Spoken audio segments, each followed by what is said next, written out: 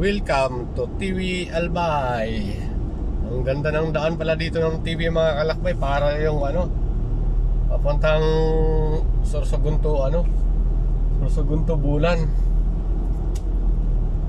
Walang masyadong bako-bako. Ito sana yung kalsada. Relax lang mag-travel Ito sana Quezon Province. Baka naman mahabol yung ganitong daan. O in fairness, ang Quezon Province pala ngayon at saka Camarinesor panay rehabilitation na ng kalsada. Maganda na kaya, pero may traffic nga lang na nagbi-build up ngayon dahil sa mga ginagawang daan. Pero dito, bilib ako kita nyo naman mga kalakbay ang ganda ng kalsada, di ba? Tabako to TV Albay to Ay, pabalik pala ako. TV to Tabako na pala. Same lang yun.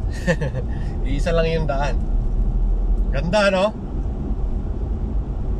Walang lubak-lubak, Chillax lang yung biyahe. Chillax. Kasi hindi ka matagtag, hindi masyadong maalog. Dito lang na part kasi ongoing yung widening ng tulay. Akala ko nga hindi maganda yung daan dito kasi dulo na to Pero ito pa pala mas magandang daan. Tapos ganda ng tanawin. Puro palayan. Malinaon. Ano ba ibig sabihin ng malinaon sa Bicol? Thank you ba? Yung mga followers ko dyan sa Bicol, mga silent viewers, ano ba ibig sabihin ng malinaon sa Tagalog? Kasi yung magayon, welcome, di ba? Tama ba, welcome?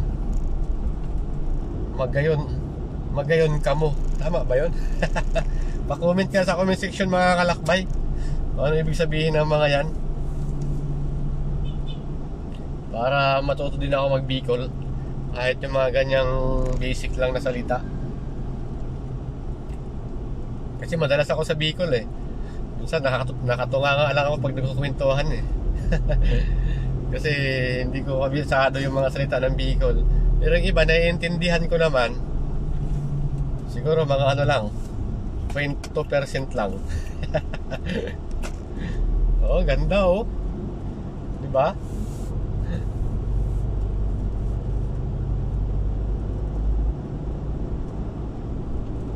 Sana ganitong kalsada.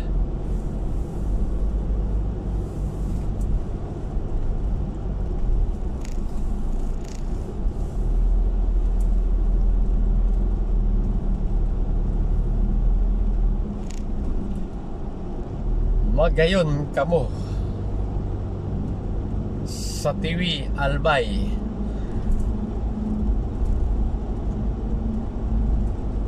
Diba sus, ang ganda, ang galing.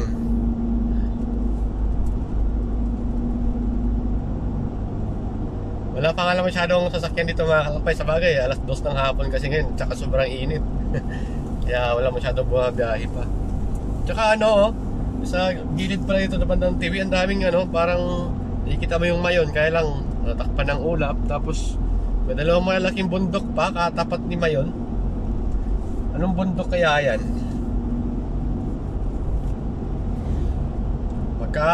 Sila magkakatapat-tapat sila ni Mayon ganda ng mga kalakbay ganda ng daan